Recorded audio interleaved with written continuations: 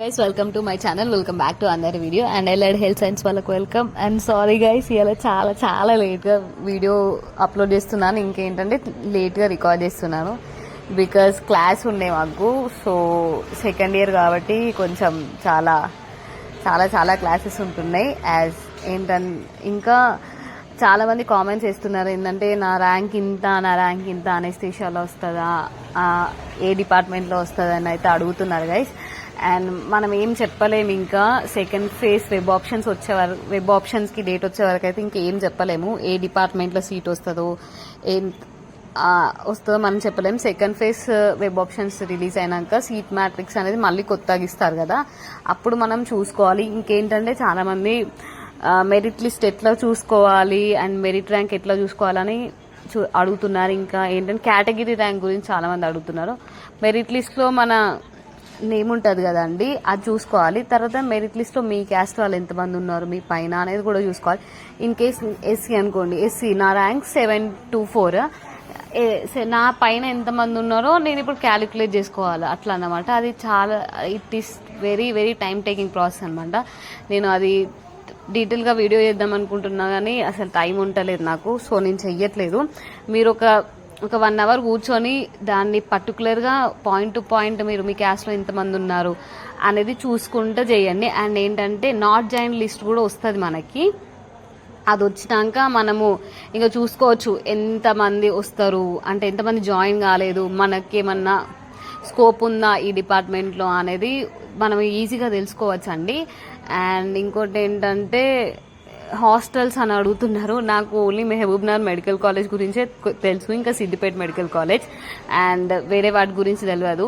And ఏంటంటే next చాలా మంది ఎంబీబీఎస్కును బీఎస్సీకి డిఫరెన్సెస్ కూడా అడుగుతున్నారు గైస్.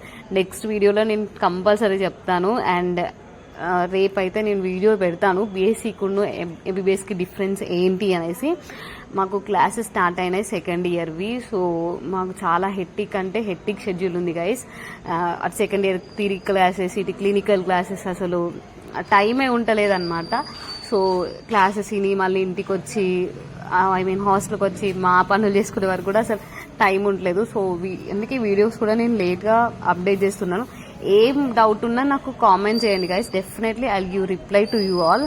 అండ్ ఇంకోటి ఏంటంటే నాట్ ఎలిజిబుల్ లిస్ట్ వచ్చినాక మీ ర్యాంక్ ఉంటుంది కదా, మీ ర్యాంక్ నియర్గా ఎవరైనా జాయిన్ కాకపోతే ఆబ్వియస్లీ మీకు వస్తుంది. అండ్ ఏంటంటే 1000K ర్యాంక్ వాళ్ళు కూడా నాకు అనెస్థీషియాలో వస్తుందా, 700 ర్యాంక్ వాళ్ళు కూడా అనెస్థీషియాలో వస్తుందా అని అడుగుతున్నారు గైస్.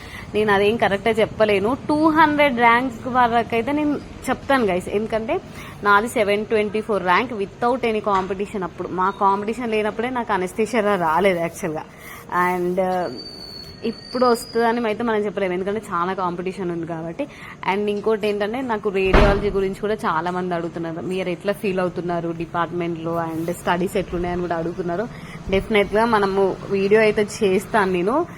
ఇప్పుడు మాకంతా క్లాసెస్ అది అని అటు తిరగడం ఇటు తిరగడం ఉంది కాబట్టి ఏం చేయలేకపోతున్నాను. అండ్ డెఫినెట్గా మీకు ఏం డౌట్స్ ఉన్నా నాకు కామెంట్ చేయండి గైస్, నేను రిప్లై అయితే చేస్తాను. అండ్ ఫర్దర్గా సెకండ్ ఫేజ్ గురించి కూడా మనం మాట్లాడుకుందాం. Make sure to like, share and subscribe to my channel. Comment చేయండి, ఏ డౌట్ ఉన్నా definitely I give replies to you all. And అందరు అడుగుతున్నారు ఈ డిపార్ట్మెంట్ మంచిదా, ఈ డిపార్ట్మెంట్ మంచిదా అంటే అన్ని డిపార్ట్మెంట్స్ మంచిగానే ఉంటాయి, మనం ఏం చెప్పలేం కదా. అండ్ ఓటీ వాళ్ళు గర్ల్స్ అయితే కొంచెం ఓటీ తక్కువ పెట్టుకోండి, ఎందుకంటే ఓటీలో చాలా పని ఉంటుంది గైస్. అది ఆపరేషన్ థియేటర్ టెక్నాలజీ. గర్ల్స్ అయితే కొంచెం అవాయిడ్ చేయండి ఓటీని, ఎందుకంటే చాలా వర్క్ ఉంటుంది అనమాట. మనం కంటిన్యూస్గా ఒక 2-3 hours నిల్చొనే ఉండాలి. పేషెంట్ వెంటిలేటర్కి షిఫ్ట్ చేసేంత వరకు మనం నిల్చొనే ఉండాలి గైస్. అదొకటి చూసుకోండి గర్ల్స్ అయితే ఓటీ వాళ్ళు. Okay guys, bye guys, take care.